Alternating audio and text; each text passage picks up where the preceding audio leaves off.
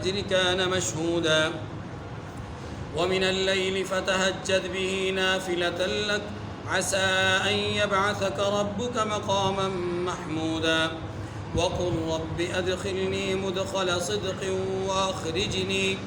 وأخرجني مخرج صدق واجعل لي من لدنك سلطانا نصيرا وقل جاء الحق وزهق الباطل إن الباطل كان زهوقا وننزل من القرآن ما هو شفاء ورحمة للمؤمنين ولا يزيد الظالمين إلا خسارا وإذا أنعمنا على الإنسان أعرض ونأى بجانبه وإذا مسه الشر كان يئوسا قل كل يعمل على شاكلته فربكم أعلم بمن هو أهدى سبيلا ويسألونك عن الروح قل الروح من أمر ربي وما أوتيتم من العلم إلا قليلا ولئن شئنا لنذهبن بالذي أوحينا إليك ثم لا تجد لك به علينا وكيلا إلا رحمة من ربك إن فضله كان عليك كبيرا صدق اللہ العظیم۔ سورہ بنی اسرائیل کی آیت نمبر 78 سے آیت نمبر 87 تک 10 آیات کریمہ کی آپ کے سامنے تلاوت ہوئی۔ ان آیات کریمہ میں اللہ تبارک و تعالی نے سب سے پہلے نمازوں کے اوقات کے حوالے سے بات فرما کر کے نماز کی پابندی کا حکم دیا ہے۔ دوسری بات تہجد کی نماز کی طرف ترغیب اور رغبت دلائی ہے۔ تیسری بات اللہ کے نبی صلی اللہ علیہ وسلم کی آمد کو باطل کے ٹوٹ جانے کا، باطل کے مٹ جانے کا ایک ذریعہ قرار دیا۔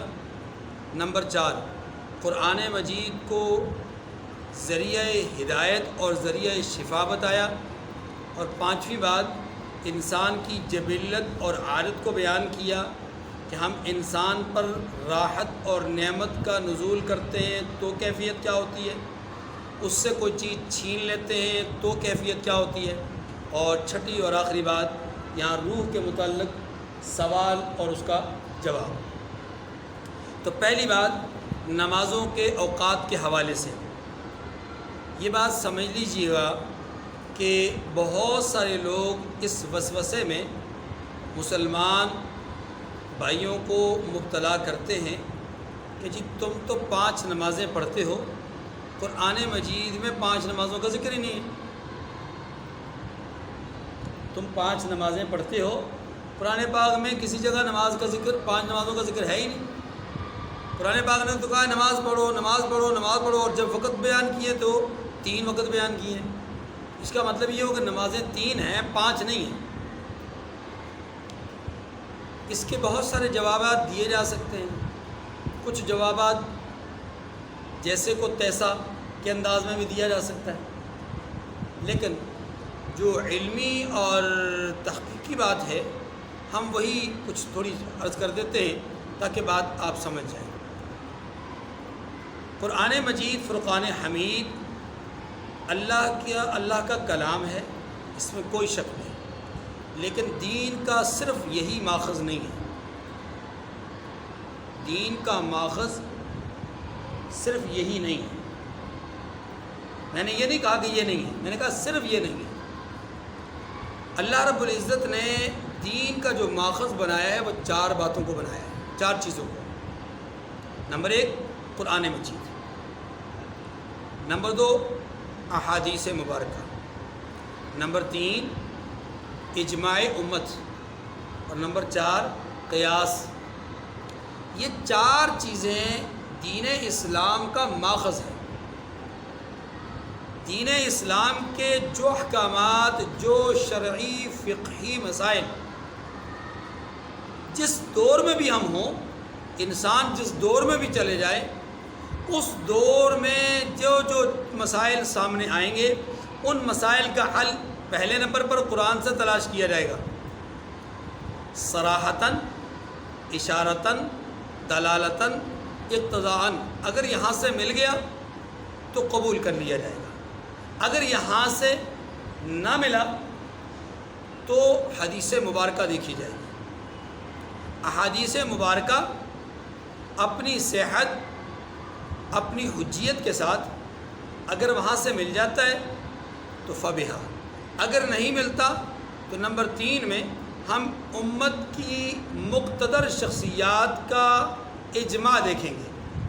مقتدر شخصیات سے مراد وہ شخصیات جن کے اندر اجتہاد کی صلاحیت موجود ہے، علمی طور پر وہ جبال العلم کہلائیں، علمی طور پر وہ بلند پایہ شخصیات ہوں۔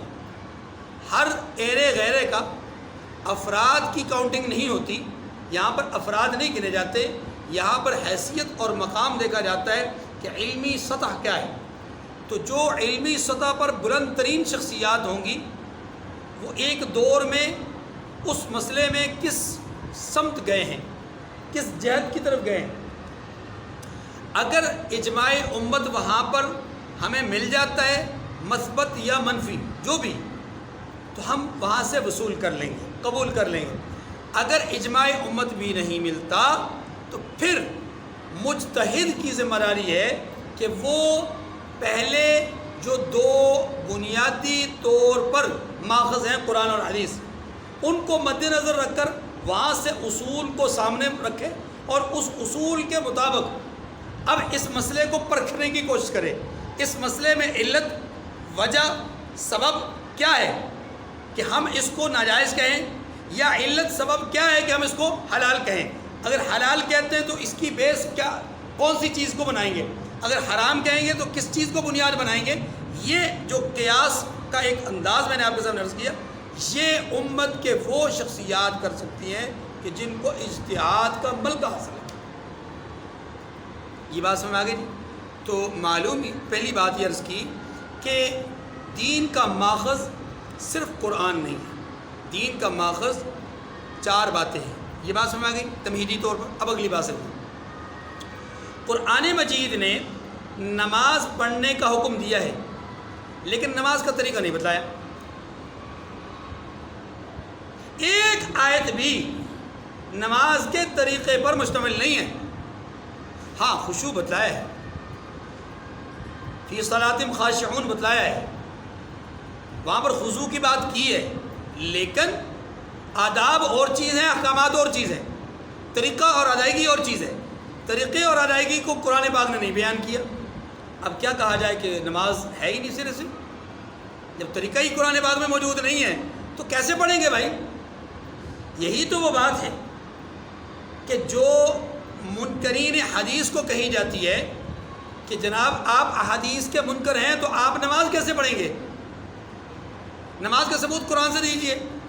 معلوم یہ ہوا کہ صرف قرآن پاک حجت نہیں، صرف قرآن پاک ماخذ نہیں، قرآن پاک کے ساتھ دوسری چیزیں بھی ماخذ ہیں۔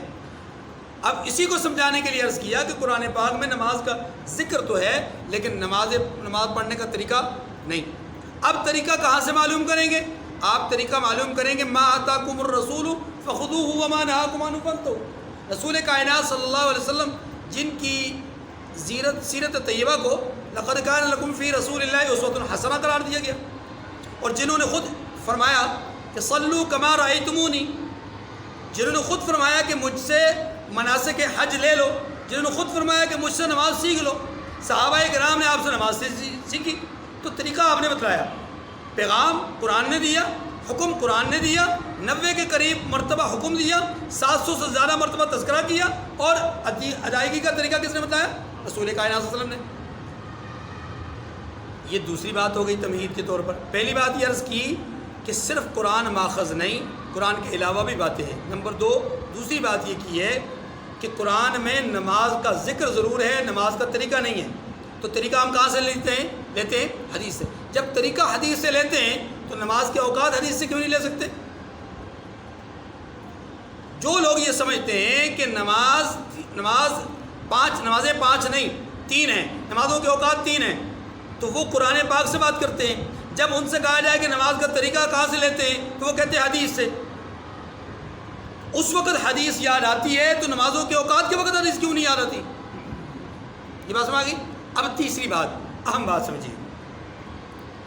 یہ بات ہے ہی غلط کہ قرآن پاک میں 5 نمازوں کا ذکر نہیں ہے.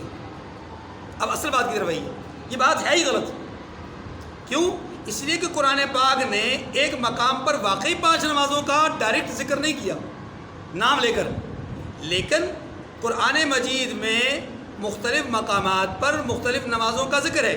مثال کے طور پر آپ سورہ بقرہ پڑھتے ہیں، آپ کو سورہ بقرہ میں کیا ملتا ہے؟ حافظوا علی الصلوات والصلاۃ الوسطیٰ. تو جناب باری، جناب علی، آپ اس سے یہ سمجھ لیجئے کہ اللہ قرآن میں کہتے ہیں نمازوں کی پابندی کرو اور درمیانی نماز کی. وہ جو نمازوں کی پابندی ہے وہ الگ بات ہے، اور وہ جو صلاۃ وسطیٰ ہے وہ الگ بات ہے. اب صلاۃ وسطیٰ، اس سے مراد کون سی نماز ہے؟ ہر ایک نے اپنی اپنی رائے کا اظہار کیا. زیادہ جمہور کی رائے یہی ہے کہ اس سے عصر کی نماز مراد ہے. عصر کی نماز ثابت ہو گئی. حافظوا علی الصلوات سے نمازیں ثابت ہو گئی، مطلق نمازیں. اور والصلاۃ الوسطیٰ سے عصر کی نماز ثابت ہو گئی. ایک نماز آ گئی. اس آیت میں ایک نماز کا ذکر ہے. سورہ روم پڑھ لیجئے. سورہ روم کی آیت نمبر 18 دیکھیے. اس میں کیا آتا ہے؟ وَلَهُ الْحَمْدُ فِي السَّمَاوَاتِ وَالْأَرْضِ وَعَشِيًّا وَحِينَ تُظْهِرُونَ. اسی کے لیے حمد ہے، زمینوں میں بھی اور آسمانوں میں بھی. وَعَشِيًّا وَحِينَ تُظْهِرُونَ. وَعَشِيًّا سے تمام کے تمام مترجمین کے نزدیک اس سے مراد عصر کی نماز ہے. وَحِينَ تُظْهِرُونَ سے مراد ظہر کی نماز ہے. تو یہاں 2 نمازیں آ گئی، ظہر اور عصر آ گئی. سورہ ہود کی آیت نمبر 114 پڑھ لیجئے. آپ نے درس سنا ہے، اقم الصلاۃ طرفی النہار وزلفا من اللیل. دن کے 2 کناروں اور زلفا من اللیل، اور رات کی تاریکی میں نماز پڑھیے. اب اس سے فجر کی، مغرب کی اور عشاء کی نماز ثابت ہو گئی. فجر، مغرب، عشاء، ظہر، عصر ادھر سورہ روم میں، اور عصر خاص طور پہ سورہ بقرہ میں. اب آ جائیے یہ آیت کریمہ جو آپ کے سامنے ہے. اس آیت نے تو مسئلہ بالکل حل کر دیا ہے. اس میں 5 نمازیں ہیں. اس اکیلی آیت میں 5 نمازیں ہیں. ہاں، نام بنام نہیں ہے، لیکن آپ جو نمازیں پڑھتے ہیں ان ساری نمازوں کو یہاں پر، ان 5 اوقات کو یہاں پر 2 فقروں میں جمع کر دیا گیا ہے. سورج ڈھلنے کی ابتدا سے لے کر کے رات کی تاریکی تک کی نمازیں پڑھو. ایک بات یہ کہی. اب سورج ڈھلنے کی ابتدا کہاں سے ہوتی ہے؟ ظہر سے. اس کے بعد کون سی نماز ہے؟ عصر، وہ رات کی تاریکی میں نہیں ہے. اس کے بعد کون سی ہے؟ مغرب، وہ رات کی تاریکی میں نہیں ہے. اس کے بعد کون سی نماز ہے؟ عشاء، جو کہ رات کی تاریکی میں ہے. 4 ہو گئی. اور پھر وہ قرآن الفجر کہہ کر کے فجر کی نماز کو الگ بیان کر دیا. 5 نمازیں آ گئی. قرآن مجید میں یہ لازم نہیں ہے کہ ہر بات کھول کر کے بیان کر دی گئی ہو. قرآن مجید میں لازم نہیں ہے کہ ہر چیز کی جزیات کو بیان کیا گیا ہو. قرآن مجید میں لازم نہیں ہے کہ قرآن پاک ہر ایک چیز کی ایک بات کو اور ایک جز کو جو ہے وہ واضح طور پہ بیان کرے. نہیں، قرآن پاک اصولی درجے کی کتاب ہے، اساسی درجے کی کتاب. یہ وہ بنیاد ہے کہ جس بنیاد پر ساری عمارت دین کھڑی ہے. اب اس عمارت کا کہیں کوئی حصہ اللہ نے حدیث میں رکھا ہے، کوئی حصہ اجماع امت میں رکھا ہے، کوئی حصہ قیاس میں رکھا ہے. یہ 4 پلرز ہیں. ان 4 پلرز سے ہٹ کر 5واں پلر نہیں رکھا. تو پہلی بات عرض یہ ہے اس آیات کریمہ کے حوالے سے کہ نمازوں کے اوقات کتنے ہیں اور ان کا ثبوت کیا ہے. تو نمازوں کے اوقات 5 ہیں. ان کا ثبوت خود قرآن پاک میں اشارتاً دلالتاً موجود ہے. اور اگر ہم قرآن پاک سے ہٹ کر دیکھیں تو صحیح احادیث اس سلسلے میں بے شمار موجود ہے. آپ صلی اللہ علیہ وسلم کا عمل اس حوالے سے واضح طور پر موجود ہے، سوائے حجۃ الوداع یا حجۃ الوداع. جو آپ کا عمل تھا وقوف عرفہ کے وقت اور مزدلفہ میں قیام کے وقت، کہ آپ نے 2 نمازیں یہاں اکٹھی کی، 2 نمازیں وہاں اکٹھی کی. ان 2 نمازوں کو ابتدائی وقت میں پڑھا، ظہر اور عصر کو ظہر کے وقت میں پڑھا ابتدائی وقت میں، یہ ظہرین کہلائی. اور مغرب اور عشاء کو بالکل انتہائی وقت میں پڑھا، مزدلفہ میں جا کر کے پڑھا، جو کہ عشاء کے نماز کا بھی آخری وقت تھا جب آپ نے وہاں پر نماز پڑھی. گویا مغرب کی نماز کا وقت، جو مغرب کا وقت ہوتا ہے اس کو آگے کر دیا، اور جو عصر کا وقت ہوتا ہے اس کو پیچھے کر دیا. تو یہاں 2 اکٹھی کر لی، وہاں 2 اکٹھی کر لی. یہ صرف آپ علیہ السلام کا جو صحیح سند سے ثابت عمل ہے وہ اس موقع پر ہے.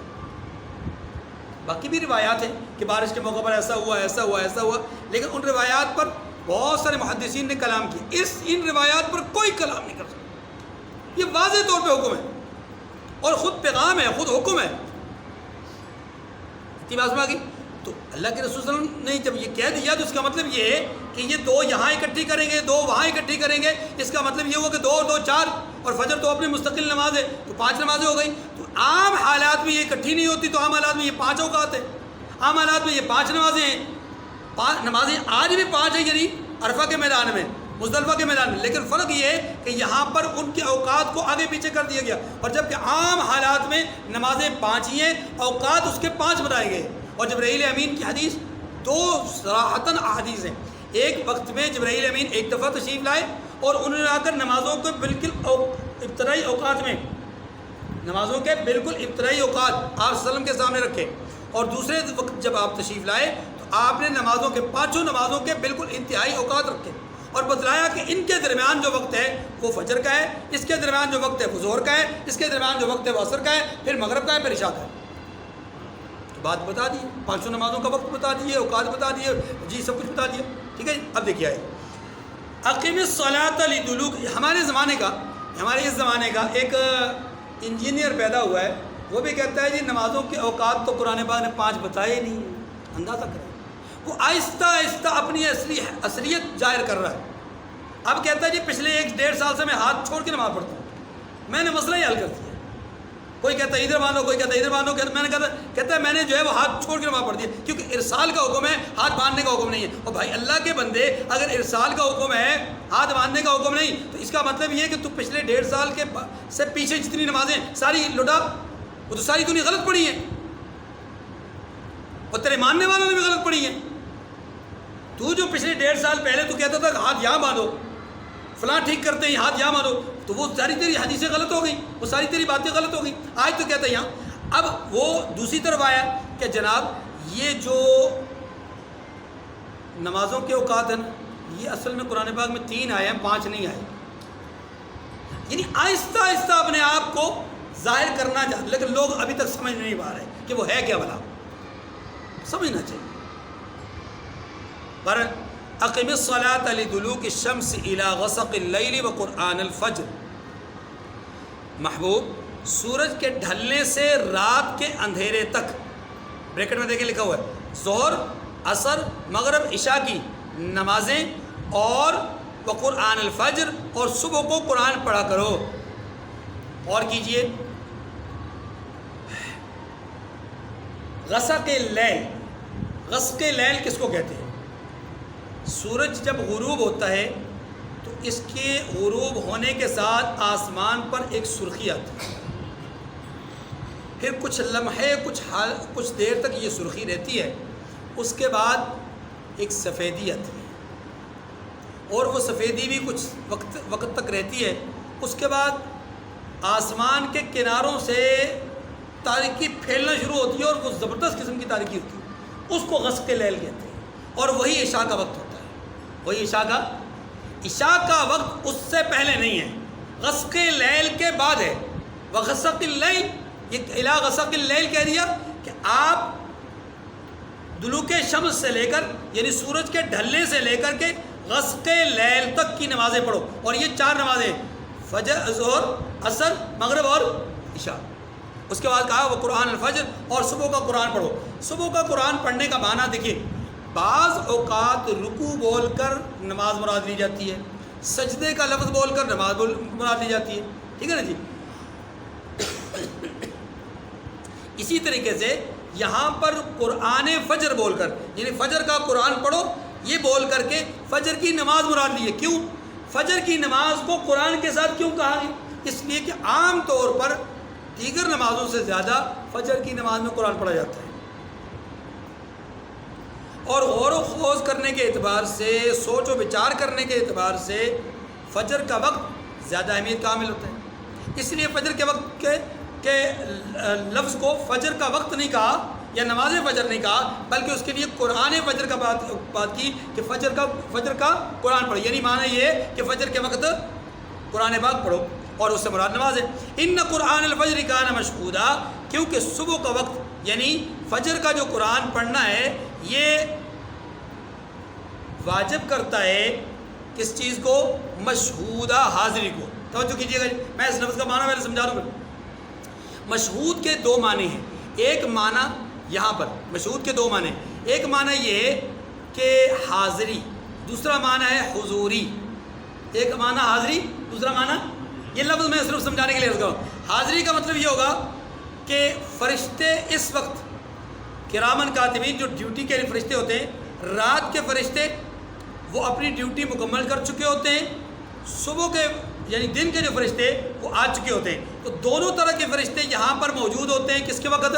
فجر کے وقت۔ یہ صحیح حدیث سے ثابت ہے۔ اس لیے اس وقت کو مشہود وقت کہا کہ فرشتوں کی حاضری کا وقت ہے، یعنی وہ جو اعمال نامے درج کرنے والے فرشتے ہیں ان کی حاضری کا وقت ہے۔ حاضری کا معنی یہ ہوا۔ حضوری کا معنی کیا ہے؟ یہ جو وقت ہے فجر کا، یہ حضوری کا وقت ہے۔ دیکھیے، آپ زور کی نماز پڑھتے ہیں، آپ عصر کی، مغرب کی، عشاء کی، ان نمازوں کے اوقات میں بہت وسوسے، بہت زیادہ خیالات، بہت زیادہ چیزوں کی طرف ذہن کا انتشار اور پھیلاؤ ممکن ہوتا ہے، لوگوں کا ذہنی رجحان دائیں بائیں بھٹک رہا ہوتا ہے۔ لیکن فجر کا وقت ایسا ہوتا ہے کہ انسان وسوسوں سے، خیالات سے اور بہت ساری چیزوں سے آزاد ہو کر کے رات کو پوری طرح آرام کرتا ہے، آرام کر کے آ کر فجر میں کھڑا ہوتا ہے، اس کا ذہن خالی ہوتا ہے، اس کا دماغ خالی ہوتا ہے وسوسوں سے، شہوات سے، غلط خیالات سے اور کاروبار سے اور سوچ و بچار سے۔ اس لیے کہا گیا کہ یہ حضوری نیت کا، حضوری دماغ کا، حضوری قلب کا وقت ہے، کہ یہ وہ وقت ہے کہ جب دل بھی حاضر، دماغ بھی حاضر، ذہن بھی حاضر، تو اس وقت اللہ کی طرف انابت اور رجوع کا بہترین وقت ہے۔ حاضری کا وقت بھی ہے، حضوری کا۔ تو فرمایا قرآن، یہ فجر کا وقت کا جو قرآن پڑھنا ہے یہ حضوری ملائکہ، اپنا حضوری نیت کا سبب ہے اور حاضری ملائکہ کا ذریعہ ہے۔ اگلی بات، وَمِنَ اللَّيْلِ فَتَهَجَّدْ بِهِ نَافِلَةً لَكَ عَسَىٰ أَن يَبْعَثَكَ رَبُّكَ مَقَامًا مَحْمُودًا۔ بہت توجہ سے سنیے گا جی، اس آیت کریمہ میں پہلے ترجمہ پڑھ لیں۔ اور بعض حصہ شب میں بیدار ہوا کرو، یعنی رات کے کچھ حصے میں بیدار ہوا کریں اور تہجد کی نماز پڑھا کریں۔ یہ شب خیزی یعنی رات کا کچھ دیر جاگنا آپ کے لیے سبب ہے زیادتی کا، یعنی ثواب اور نماز میں زیادتی کا سبب بنے گا۔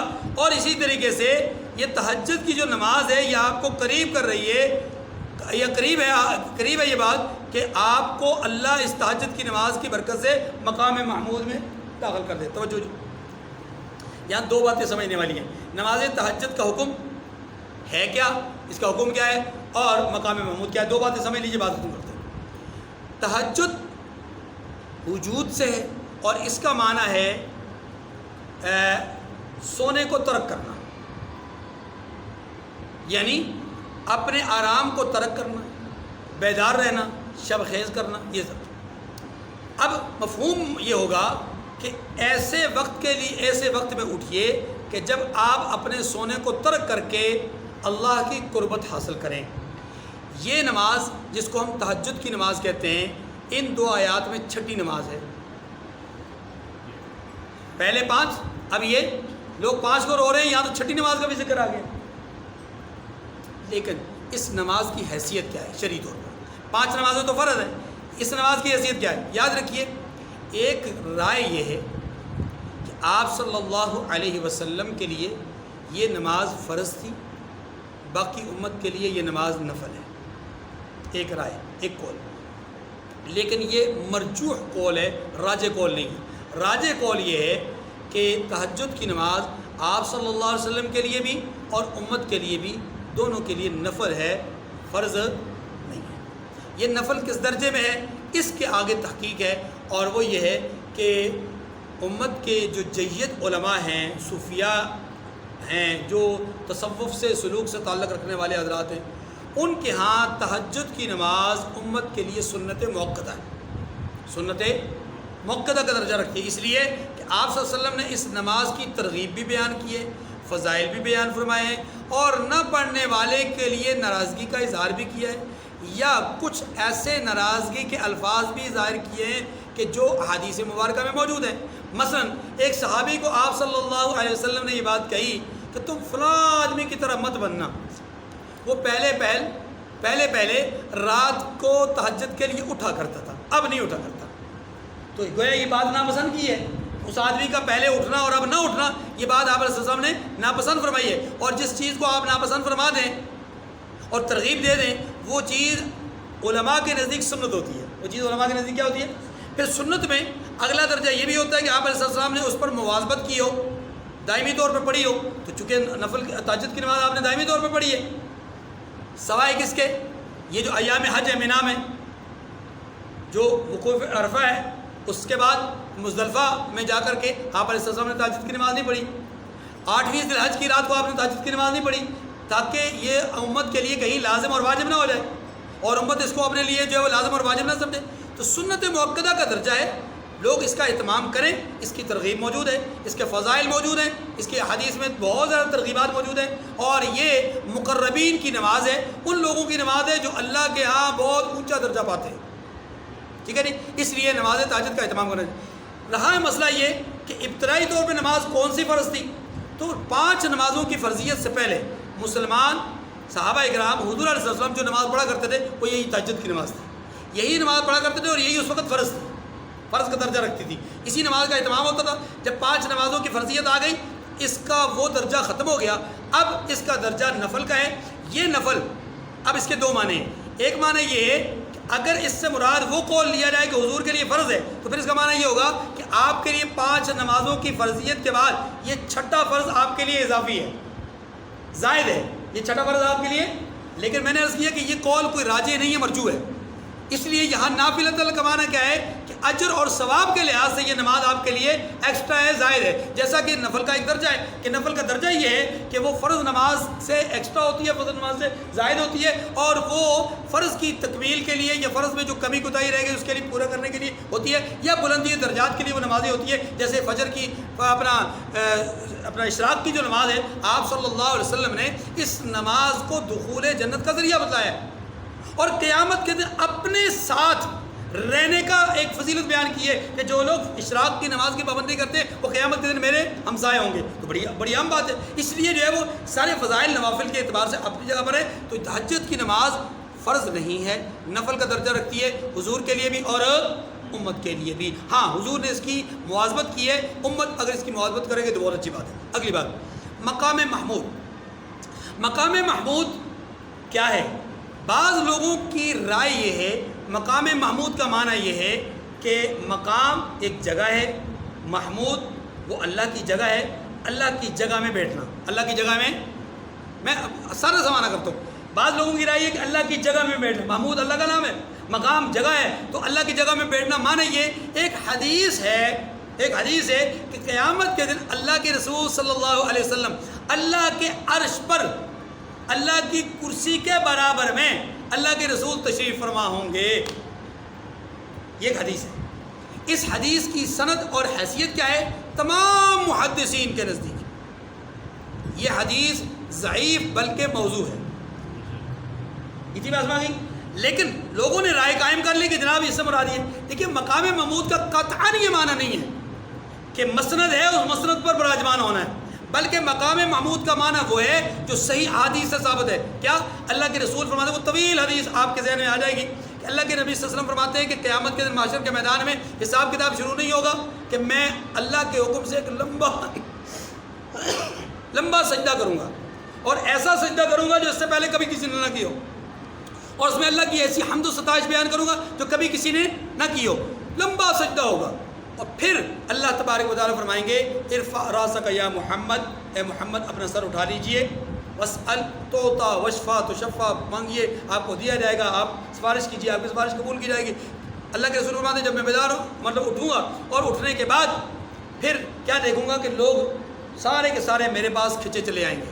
یہ طویل حدیث ہے کہ اس سے پہلے داستان یہ، اس سے پہلے حالات اللہ کے رسول نے یہ بیان فرمائے کہ پہلے آدم کے پاس، پھر نوح علیہ السلام کے بعد، پھر ایسے چلتے چلتے عیسیٰ علیہ السلام تک ایک ایک نبی کے پاس لوگ جائیں گے، اور پچھلے نبی کے ساتھ پچھلی امتوں کے ساتھ لوگ ایسے آگے بڑھتے جائیں گے، یہاں تک کہ سارے لوگ مل کر کے مجھ سے کہیں گے اے محمد، اے خاتم الانبیاء، امام الانبیاء، آپ سفارش کیجئے تاکہ یہ حساب کتاب شروع ہو۔ پھر میں سفارش کروں گا اور سفارش کے بعد حساب کتاب شروع ہوگا۔ اس کو شفاعت کبریٰ کہتے ہیں۔ یہ شفاعت کبریٰ اصل میں مقام محمود ہے۔ مقام محمود کا معنی رتبہ ہے، مقام محمود کا معنی عظمت ہے، مقام محمود کا معنی شان ہے، مقام محمود کا معنی رفعت اور بلندی ہے، اور جو اللہ کے رسول صلی اللہ علیہ وسلم کے علاوہ کسی کے لیے یہی ہے۔ اسی لیے اللہ کے رسول صلی اللہ علیہ وسلم فرماتے ہیں کہ میرے لیے وسیلے کی دعا کرو، میرے لیے جو دنیا میں میرے لیے وسیلے کی دعا کرے گا میں قیامت کے دن اس کے لیے سفارش خاصہ کروں گا۔ بات میں آگے جی دیکھیے، وقل رب ومن الليل فتهجد به نافلة لك عسى ان يبعثك ربك مقاما محمودا، اور بعض حصہ شب میں بیدار ہوا کریں اور تہجد کی نماز پڑھا کریں، یہ شب خیزی آپ کے لیے سبب ہے زیادتی کا، یعنی ثواب اور نماز میں، اور قریب ہے کہ اللہ آپ کو مقام محمود میں داخل کر دے۔ یاد رکھیے جب عصا کا لفظ اللہ کے لیے بولا جاتا ہے اس کا معنی یقین ہوتا ہے، یعنی یقینی بات ہے کہ اللہ آپ کو مقام محمود پہ پہنچا دیں گے۔ اللہ تبارک و تعالی نے نماز کے اوقات اور تہجد کے حوالے سے بات ارشاد فرمائی، مقام محمود کے حوالے سے بات ارشاد فرمائی۔ ہم جو آنے والی آیات کریمہ ہیں، دو آیت نمبر 80 اور آیت نمبر 81، ان کے متعلق بات سمجھنے سے پہلے ایک تمہیدی بات سمجھ لیجیے تاکہ بات کو سمجھنا آسان ہو جائے۔ اس رکوع کے شروع ہونے سے پہلے آیت نمبر 77 تک اللہ تبارک و تعالی نے مشرکین کے حوالے سے کچھ مذموم نظریات، ان کے برے عقائد اور ان کے برے تصورات کا ذکر فرمایا، قیامت کے انکار کا ذکر کیا، اللہ کی ناشکری کا بیان کیا، اور ساتھ ساتھ پھر قیامت کا ہولناک منظر ان کے سامنے رکھا۔ یہ ساری چیزیں بیان کر کے اب اس رکوع میں جو بات ہمارے سامنے رکھی گئی وہ نمبر 1 حضور صلی اللہ علیہ وسلم کو تسلی دی گئی، نمبر 2 دین کی عبادات کی اہمیت اور افادیت کو بیان کیا گیا، اور تیسرا وہ جو مشرکین کی طرف سے انکار یا گستاخی اور بے ادبی کا پہلو تھا اس کو مد نظر رکھتے ہوئے اب ایک پیشن گوئی کی گئی ہے، اور یہ پیشن گوئی ان کی شکست، ان کی تباہی اور بربادی کی پیشن گوئی ہے۔ یہ بات ہمارے ذہن میں ہونی چاہیے۔ جب یہ بات ہمارے ذہن میں آ گئی ہے تو اب یہ سمجھیے کہ آیت نمبر 80 اور آیت نمبر 81 میں وہی پیشن گوئی جس کا میں نے اشارہ کیا اس کا ذکر ہے۔ یہ پیشن گوئی کیا ہے؟ یہ 2 آیات کریمہ ہیں، ان میں سے پہلی آیت کریمہ میں دعائیہ کلمات ہیں اور دوسری آیت کریمہ میں بظاہر دعائیہ کلمات نہیں ہیں، لیکن حقیقت حال یہ ہے کہ دونوں آیات میں ہی دعائیہ کلمات بھی ہیں، اور ان دعائیہ کلمات کے اندر چھپا ہوا جو معاملہ ہے وہ ہے دھمکی۔ دعائیہ کلمات ہیں ایک فریق کے لیے اور دھمکی ہے دوسرے فریق کے لیے۔ یہ قرآن پاک کی بلاغت اور قرآن پاک کی وضاحت ہے۔ اب اس کو ذرا تھوڑا سا تفصیل سے سمجھیے۔ مشرکین مکہ چاہتے تھے کہ رسول اللہ صلی اللہ علیہ وسلم مکہ مکرمہ چھوڑ کر کے مکہ مکرمہ چھوڑ کر کے یہاں سے چلے جائیں، بلکہ وہ خود ان کو شہر بدر کرنا چاہتے تھے، ملک بدر کرنا چاہتے تھے، قتل کرنا چاہتے تھے، قیدی بنانا چاہتے تھے، مختلف قسم کے ان کے تجاویز۔ اللہ پاک نے یہاں پر اپنے حبیب صلی اللہ علیہ وسلم کو ایک دعا سکھلائی ہے کہ محبوب آپ دعا کیجئے، اے اللہ مجھے یہاں سے نکال تو فائدے اور صداقت کے ساتھ نکال، سچائی اور دیانت کے ساتھ نکال، اور جہاں میرا ٹھکانہ ہو وہ مفید بھی ہو، سچا بھی ہو، دنیا آخرت کے اعتبار سے بہتر بھی ہو۔ اب یہ بظاہر دعا ہے، لیکن یہ دعا اس بات کی طرف اشارہ ہے، پیشن گوئی ہے کہ عنقریب آپ مکہ چھوڑ کر جانے والے ہیں۔ اور اسی دعا کے ضمن کے اندر اللہ تبارک و تعالیٰ نے ایک دھمکی کا پہلو بھی رکھا ہے کہ جب محمد صلی اللہ علیہ وسلم یہاں سے چلے جائیں گے تو تمہاری دم پہ پاؤں رکھ دیا جائے گا، تمہارے حالات خراب ہو جائیں گے۔ پھر عنقریب وہ وقت آنے والا ہے کہ جب تم مٹ جاؤ گے، تمہاری سوچ مٹ جائے گی، تمہارا نظریہ مٹ جائے گا، اور محمد ان کی سوچ، ان کا نظریہ غالب آ جائے گا۔ یہ ان دو آیات کریمہ کا خلاصہ۔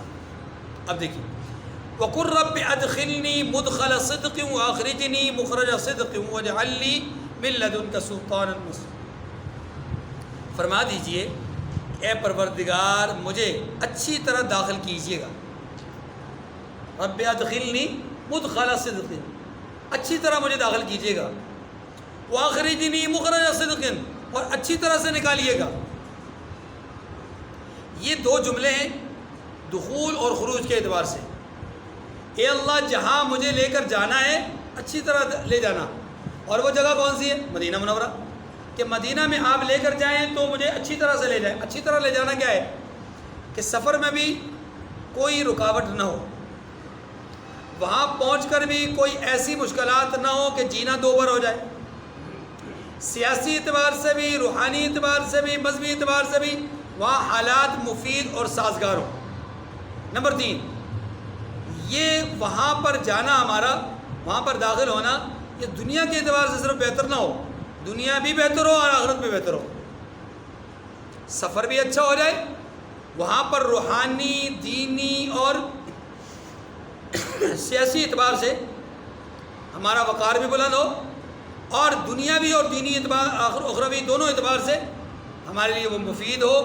آپ نے دیکھا رسول اللہ صلی اللہ علیہ وسلم مکہ مکرمہ سے مدینہ منورہ تشریف لے گئے، راستے میں ایسی کوئی رکاوٹ نہیں آئی کہ آپ کے سفر میں خلل پڑ سکے۔ ہاں مشکلات اور چیز ہوتی ہے، رکاوٹ اور چیز ہوتی ہے۔ مشکلات تھیں، سفر کی تنگی اپنی جگہ پر تھی، سفر کی طوالت اپنی جگہ پر تھی، وہ الگ معاملہ ہے، لیکن سفر میں ایسی رکاوٹ نہیں آئی کہ آپ سفر نہ کر سکیں۔ وہاں پہنچ کر کے آپ نے مذہبی اعتبار سے اپنے لیے کوئی رکاوٹ نہیں پائی، آپ نے علل اعلان اپنے مذہب پر، اپنے دین پر خود بھی عمل کیا، اپنے دوستوں احباب کو بھی عمل کروایا، راستے میں کوئی رکاوٹ نہیں آنے دی۔ سیاسی اعتبار سے بھی آپ کے لیے کوئی رکاوٹ نہیں تھی کہ آپ نے جاتے ساتھ ہی سیاسی اثر و رسوخ اس طرح قائم کیا کہ آپ نے میثاق مدینہ جیسا بہترین اور زبردست اور انتہائی جاندار معاہدہ کر کے آپ نے سیاسی اثر و رسوخ اپنا قائم فرما دیا، اور اس کا نتیجہ یہ ہوا کہ وہاں کا موجود جو رہائشی اور جو وہاں کا اصل باسی مدنی تھا یا ارائیول جو یہودی تھے جو ایک عرصے سے وہاں رہے تھے، یہ سب لوگ آپ کے زیر نگیں آ گئے۔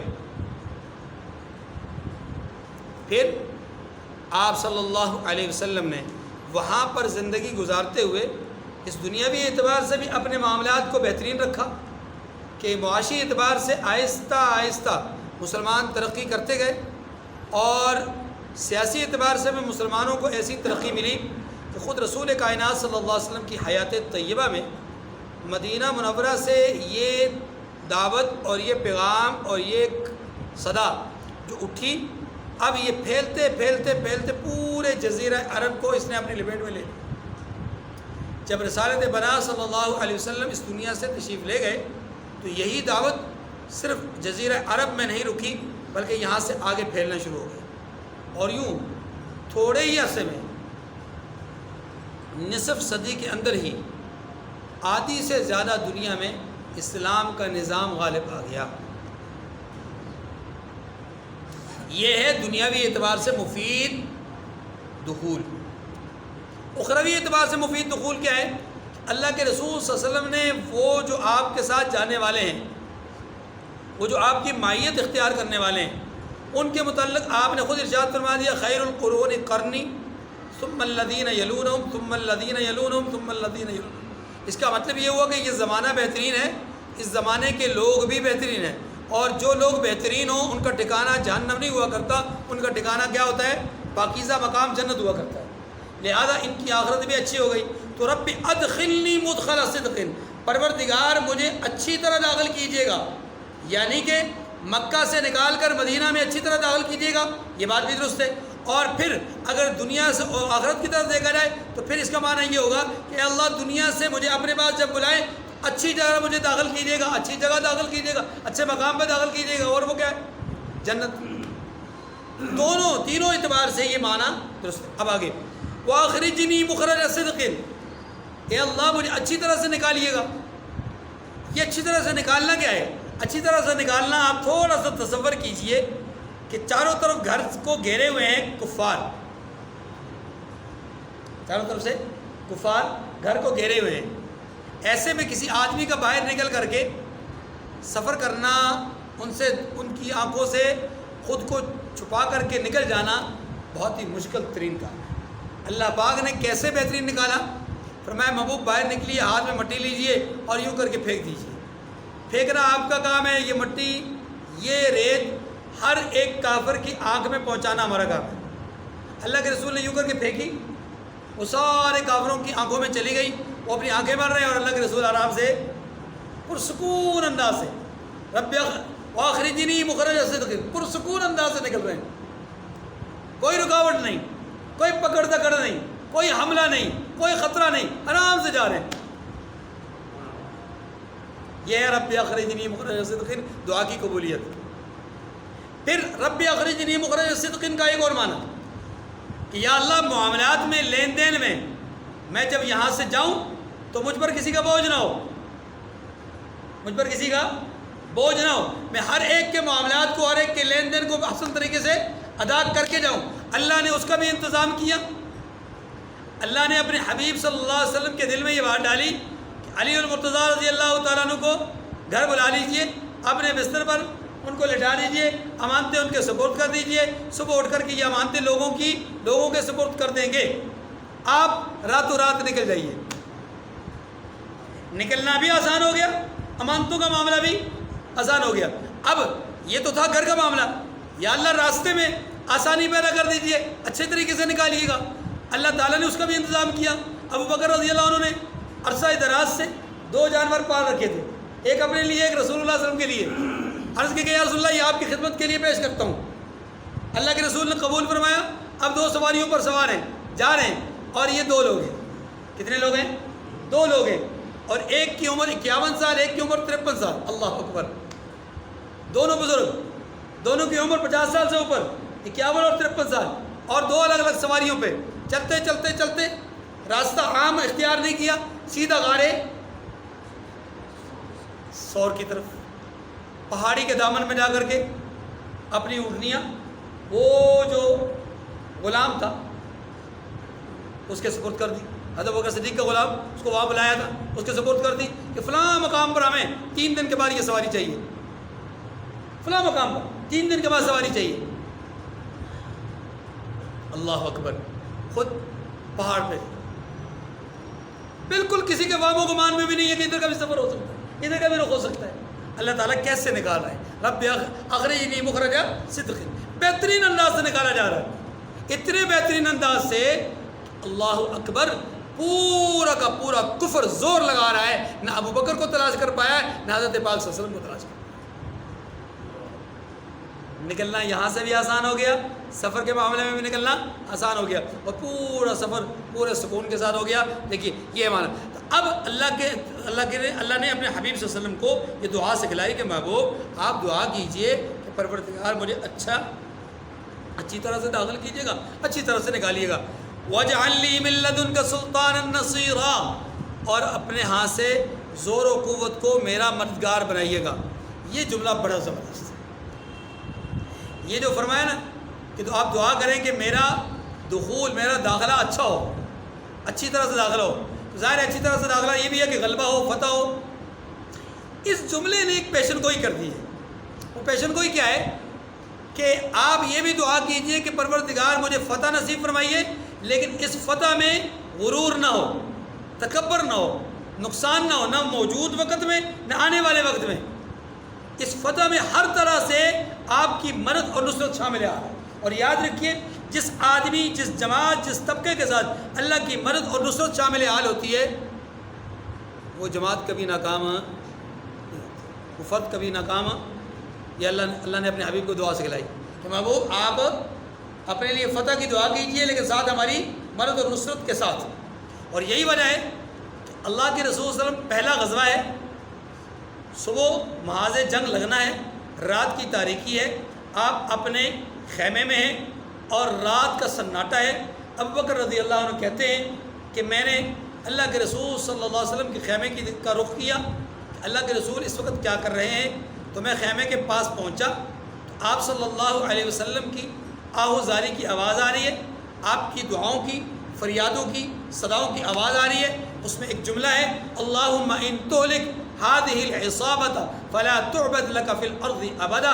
اے اللہ اگر یہ جماعت ماری گئی، یہ جو میری جمع پوچھی ہے ماری گئی، 14 سال محنت کر کے میں نے یہ تیار کی ہے، پروردگار یہ ہلاک ہو گئے، یہ مار دیے گئے، یہ قتل ہو گئے، ان کو نقصان ہو گیا، یہ نہ رہے، فلا تعبد لك في الارض ابدا، پھر زمین پر تیری عبادت نہیں ہو سکتی۔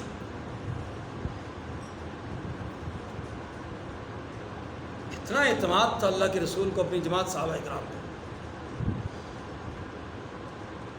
اور آج کچھ بدکماش قسم کے لوگ کہتے ہیں کہ وہ مخلص نہیں تھے، وہ مومن نہیں تھے۔ اللہ کے رسول تو ان پر کامل اعتماد کر رہے ہیں کہ یہ نہ رہے تو عبادت نہیں ہوگی۔ ابوبکر صدیق رضی اللہ عنہ کہتے ہیں کہ میں نے یہ جملے سنے تو میں فوراً اندر گیا، کیا دیکھتا ہوں کہ اللہ کے رسول کا چہرہ مبارک زمین پر ہے، جبین نیاز اپنا زمین پر ہے، آپ سجدے کی حالت میں ہیں اور یہ فریاد کر رہے ہیں، دعائیں کر رہے ہیں۔ تو میں نے اللہ کے رسول صلی اللہ علیہ وسلم کے کندھے مبارک پر، شانہ اقدس پر میں نے ہاتھ رکھا، میں نے عرض کی کہ یا رسول اللہ، اللہ آپ کو کبھی رسوا نہیں کرے گا، اللہ آپ کو رسوا نہیں کرے گا، یعنی آپ کی دعا کبھی رد نہیں ہوگی۔ اللہ کے رسول اٹھے، ابوبکر صدیق رضی اللہ عنہ کو دیکھا اور پھر مشاورت ہوئی اگلے دن کے حوالے سے کہ کیا کیا کرنا ہے، ٹھیک ہے۔ تو اللہ تبارک و تعالیٰ نے اپنے حبیب کو یہ فرمایا کہ محبوب آپ فتح مانگیے، غلبہ مانگیے، لیکن ہماری مدد کے ساتھ۔ اللہ کے رسول تو غزوے سے پہلے، جنگ سے پہلے ہی اللہ کی مدد مانگ رہے ہیں، اور جب جنگ ہو گئی، فتح ہو گئی، اللہ کے رسول نے جشن نہیں منایا، غرور نہیں کیا، تکبر نہیں کیا، فاتحانہ انداز میں آپ صلی اللہ علیہ وسلم اکڑ کر نہیں چلے جیسے عام طور پہ دنیا کے فاتحانہ لوگ نہیں۔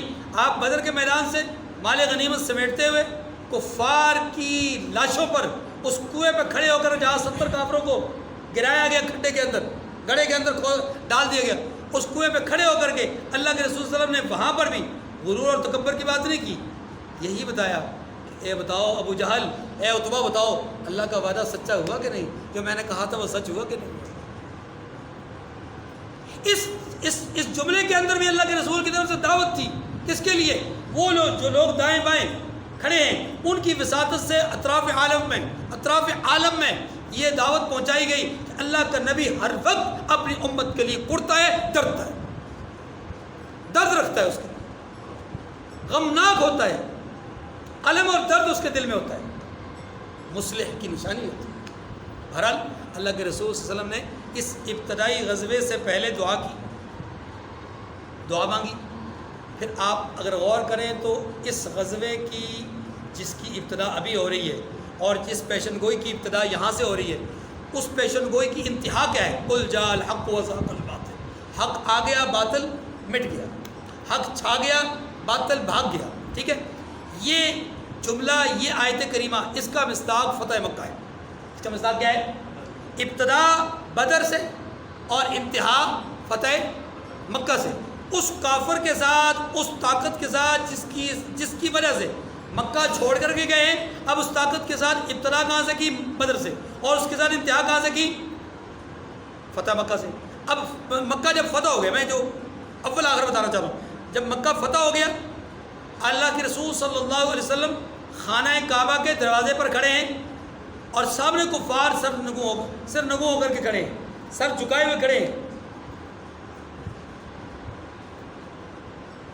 اللہ کے رسول پوچھتے ہیں آج تمہارے ساتھ کیا سلوک کیا جائے؟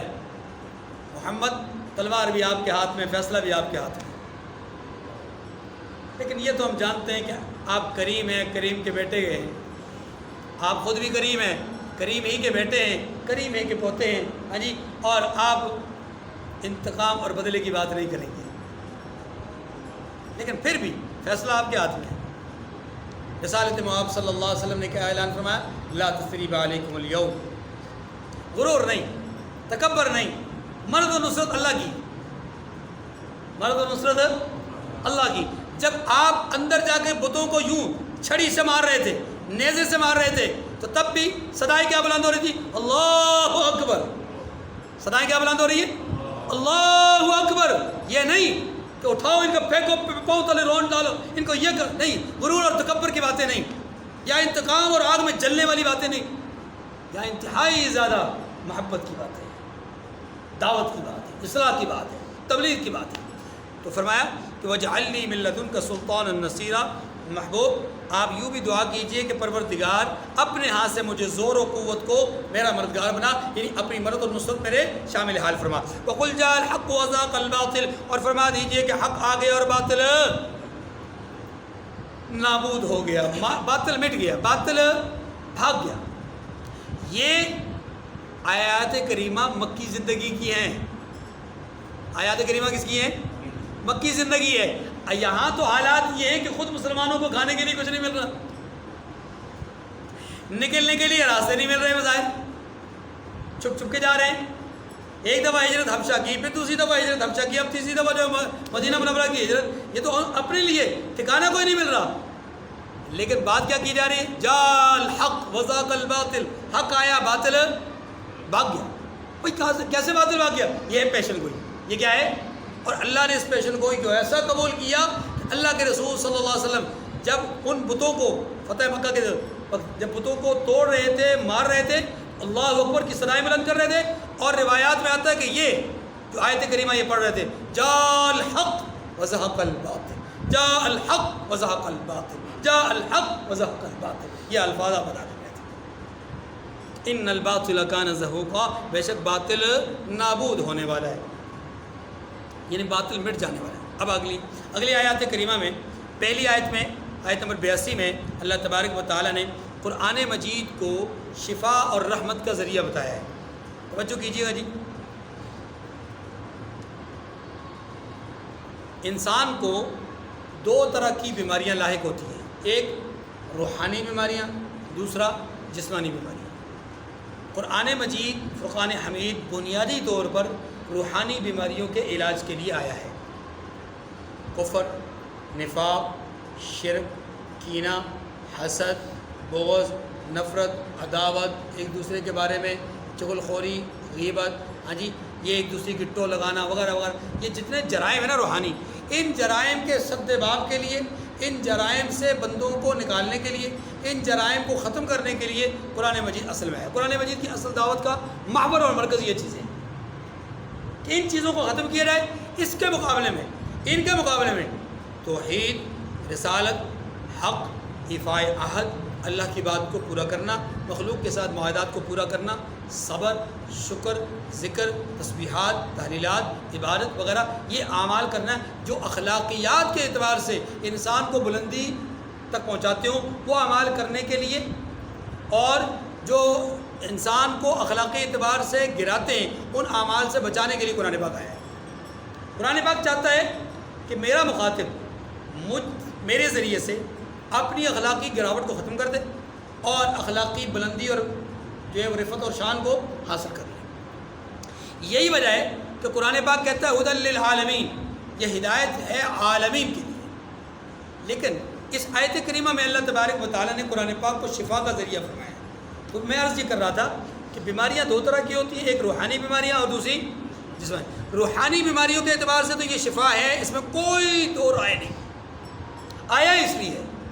لیکن کیا جسمانی بیماریوں کے لیے بھی یہ شفا کا ذریعہ ہے یا نہیں، اس حوالے سے یہ بات ذہن میں رکھ لیجئے۔ محققین کے نزدیک یہ بات درست ہے کہ قرآن مجید جسمانی بیماریوں میں بھی شفا کا ذریعہ ہے۔ جس کا ثبوت بخاری شریف کی روایت، صحابہ کرام کی ایک جماعت ایک غزوے کی طرف جا رہی تھی یا واپس آ رہی تھی، راستے میں ایک جگہ پر انہوں نے پڑاؤ ڈالا، کچھ لوگ آئے، آپ کہاں سے آئے ہو، ساری جانچ پڑتال ہوئی، اور جب نتیجہ یہ ہوا کہ ان کو لگا کہ یہ کوئی مذہبی لوگ ہیں، تو کہا ہمارے جو سردار ہیں اس کو کسی بیماری کا سامنا ہے یا اس کو کسی چیز نے کاٹ لیا ہے، تو اگر آپ کے پاس کوئی دم کوئی چیز ایسا ہے، کوئی معاملہ ایسا ہے کہ آپ اس کے اوپر پھونک مار دیں تو شفا یاب ہو جائے، تو ہمارے سردار بھی خوش ہو جائیں گے، ہم بھی خوش ہو جائیں گے، ہو سکتا ہے آپ کی دعوت میں ہم لبیک بھی کہہ دیں۔ پر حضرات گئے وہاں پر اور جا کر کے اس کو دیکھا، معاملات کو دیکھنے کے بعد سورہ فاتحہ پڑھی، دم کیا، دم کر کے پھونک ماری، شفا یاب ہو گئے۔ جب وہ شفا یاب ہو گئے، ان کو کچھ بکریاں ان کے سپورٹ کر دیں کہ یہ لے جائیں، ہماری طرف سے ہدیہ ہے، وہ لے کر بھی آ گئے۔ اور صحابہ جب حضور علیہ السلام کے مجلس میں آئے کہ یا رسول اللہ راستے میں یہ واقعہ بھی پیش آیا ہے، یہ مال غنیمت نہیں ہے، یہ تو ہم نے دم کیا ہے، سورہ فاتحہ پڑھی ہے، اس کے بدلے میں اللہ کے رسول نے فرمایا کہ بڑا اچھا ہے، خود بھی کھاؤ اور ہمیں بھی کھلاؤ۔ یہاں اللہ کے رسول صلی اللہ علیہ وسلم نے ان سے یعنی ان کی جماعت نے کیا گیا کہ سورہ فاتحہ پڑھی، قرآن پاک کے ذریعے سے شفا۔ تو قرآن پاک کے ذریعے سے چاہے وہ سورہ فاتحہ ہو، چاہے سورہ یاسین ہو، مزمل ہو، مدثر ہو، ملک ہو، یا کوئی بھی صورت ہو، یا کوئی بھی آیت کریمہ ہو، آیات شفا ہو، ہاں جی، ان کے ذریعے سے آیات منزل ہو، یا آیت الکرسی ہو، یا سورہ بقرہ کی آخری آیات ہو، یا معوذتین ہو، سورۃ الکوثر ہو، لا حول ولا قوت، یعنی جو بھی الفاظ قرآن ہیں ان کے ذریعے سے شفا یقینی ہے انشاءاللہ جسمانی طور پر۔ لیکن یہاں میں ایک بات درد دل کے ساتھ عرض کروں گا، آج مسلمان نے قرآن کو جسمانی بیماریوں کی شفا کا ذریعہ تو سمجھا ہے، لیکن روحانی بیماریوں کی شفا کا ذریعہ جو اس کا اصل مقصد ٹارگٹ تھا وہ چھوڑ دیا، جو ضمنی چیز تھی اس کو ہم نے بس یہ اثر جیسا کہ ہم بحیثیت پاکستانی ہم اپنے اصل مقصد سے پیچھے ہٹ گئے۔ بنیادی مقصد کیا تھا؟ حصول پاکستان کا بنیادی مقصد تھا لا الہ الا اللہ کا نفاذ، لیکن ہم نے اس کو تو 7 دہائیوں سے پیچھے پس پش ڈال دیا ہے۔ ہاں جب 14 اگست کی تاریخ آتی ہے ہم باجے خوب بجاتے ہیں، جھنڈیاں بھرپور لہراتے ہیں، فنکشن بڑے بڑے کرتے ہیں، ملی اور قومی ترانے جو ہے وہ خوب پڑھتے ہیں، نغمے گاتے ہیں، سب کچھ کرتے ہیں۔ وہ جو ضمنی چیز تھی خوشی منانے کی اس دن کی، اس کو ہم نے اصل سمجھ لیا، جو اصل تھا اس کو قبر میں اتار دیا جناب صاحب کے ساتھ، بڑی قبر میں جناب صاحب کے ساتھ اتار دیا۔ لو جی بابا جی آپ لے کر آئے تھے، آپ ہی اس نظام کو لے لیجئے، ہمیں آپ کا نظام نہیں چاہیے، ہمیں یہ دیش چاہیے تھا، لے لیا، اب آپ جانے آپ کا نظام نہیں سمجھے۔ ہم نے جو نظام کیا ہے وہ نہیں ہے جس کے لیے جناب صاحب نے ملک لیا تھا۔ اللہ تعالیٰ ہماری آواز میں تو بہرحال اس آیت کریمہ میں یہ جو آنے والی آیت ہے اس میں اللہ تبارک و تعالیٰ نے بیان فرمایا کہ یہ قرآن شفا کا ذریعہ ہے، دوسری بات فرمائی یہ رحمت کا ذریعہ ہے، اور قرآن پاک سراپا رحمت ہے۔ لیکن یاد رکھیے رحمت ہے مومنین کے لیے، کافر کے لیے رحمت نہیں ہو سکتی۔ یہ قرآن کافر کے لیے رحمت ہے، بس یہ بات سنتے جو قرآن کو 40 پارے مانتا ہو، اس قرآن کو سچا نہ مانتا، اس کے لیے رحمت نہیں ہے۔ جو قرآن کا سرے سے منکر ہو اس کے لیے رحمت نہیں ہے۔ جو قرآن کے اندر شک کرتا ہو اس کے لیے رحمت نہیں ہے۔ جو اس قرآن کو نعوذ باللہ پچھلوں کی کہانیاں سمجھتا ہو اس کے لیے رحمت نہیں ہے۔ جو اس قرآن پاک کی بے حرمتی کرتا ہو اس کے لیے رحمت نہیں ہے۔ یہ رحمت ہے اس کے لیے جس نے سینے سے لگایا، اس کے لیے رحمت ہے جس نے اس کو جمع کیا، اس کے لیے رحمت ہے جس نے اس کی تبلیغ کی، اس کے لیے رحمت ہے جس نے اس کی تشہیر کی، اور اس کو جمع کیا ابو بکر نے رضی اللہ عنہ، اور اس کی تشہیر اور تبلیغ کی عثمان ابن عفان رضی اللہ تعالیٰ نے، اور مشورہ دیا عمر ابن خطاب رضی اللہ ان کی قبروں پہ کروڑا رحمت نازل فرمائے۔ وَنُنَزِّلُ مِنَ الْقُرْآنِ مَا هُوَ شِفَاءٌ وَرَحْمَةٌ لِّلْمُؤْمِنِينَ وَلَا يَزِيدُ الظَّالِمِينَ إِلَّا خَسَارًا، اور ہم قرآن کے ذریعے سے وہ چیز نازل کرتے ہیں جو مومنوں کے لیے شفا اور رحمت ہے، اور ظالموں کے حق میں تو اس سے نقصان ہی بڑھتا ہے۔ ظالموں کے حق میں نقصان کیسے بڑھتا ہے بھائی؟ قرآن کے ذریعے سے ظالموں کے حق میں نقصان کیوں بڑھے؟ ہونا تو یہ چاہیے کہ ظالموں کو بھی فائدہ ہو۔ جب آپ اس کا یہ دیکھیے، توجہ کیجیے، دودھ اچھی چیز ہے یا نہیں؟ مکھن اچھی چیز ہے، دہی اچھی چیز ہے، لسی اچھی چیز ہے، لیکن بعض معدے خراب ہوتے ہیں، بعض معدے ہاضمے کے اعتبار سے خراب ہوتے ہیں، وہ گھی ہضم نہیں کر سکتے، دودھ کو ہضم نہیں کر سکتے، دہی ان کے لیے مفید نہیں ہوتا، لسی ان کے لیے مفید نہیں ہوتی، حالانکہ چیز اپنی ذات کے اعتبار سے بہت مفید ہے۔ فائدہ مند ہے، مقوی ہے، لیکن جس کا ہاضمہ درست نہ ہو اس کے پیٹ میں، اس کے معدے تک جب دودھ جائے گا بجائے فائدہ پہنچانے کے کیا ہوگا؟ جس کے دل میں قرآن کے لیے شک ہے، جس کے دل میں قرآن کے لیے جگہ نہیں، اب آیت کریمہ نازل ہوگی، اس کا کفر، اس کا نفاق، اس کے دل کا بغض، اس کے دل کی نفرت بڑھے گی، کم نہیں ہوگی، کیونکہ پہلے سے دل بھرا ہوا ہے نا نفرت سے. تو آیات سے نفرت ہے، مزید آیات نازل ہوں گی تو مزید نفرت پیدا ہوگی. بات سمجھیں؟ یہی بات کہی گئی ہے کہ کافروں کو، ظالموں کو اس سے نقصان ہی ہوتا ہے، فائدہ نہیں ہوتا. فائدہ کس کو ہوتا ہے؟ مومنین کو. تو بھائی یہ کیا بات ہوئی؟ فائدہ تو مومن کو بھی ہونا چاہیے، کافر کو بھی ہونا چاہیے. تو جواب اس کا یہ ہے کہ جناب، اب دوسرے انداز میں سن لیجیے، جواب اس کا یہ ہے کہ جناب جس کے اندر طلب ہوگی فائدہ اسی کو ہوگا نا. مومن کے اندر طلب ہوتی ہے اس کو فائدہ ہوتا ہے، جس کے اندر طلب نہیں ہوگی اس کو. بلکہ ہم تو یہ کہ دیکھتے ہیں کہ اس دنیا کے اندر کہتے ہیں یقین سچا ہونا چاہیے. یقین سچا ہو تو بندہ بت کے سامنے بھی کھڑا ہو تو مل وہاں سے بھی جاتا ہے. حالانکہ دو بت دیتا نہیں ہے، دیتا اللہ ہی ہے، لیکن اس کا یقین اس پر ہے تو وہ مزید پکا ہو جاتا ہے. تو یقین کامل ہونا چاہیے.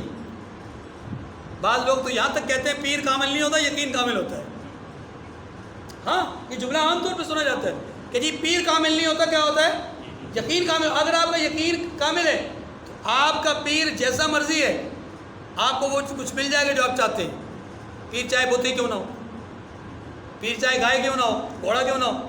چلیے وَلَا يَزِيدُ الظَّالِمِينَ إِلَّا خَسَارًا. آخری آیت کریمہ دو جو ہیں ان میں اللہ تبارک و تعالیٰ نے نیچر بیان کی ہے انسان کی کہ یہ ناشکرہ بھی ہے.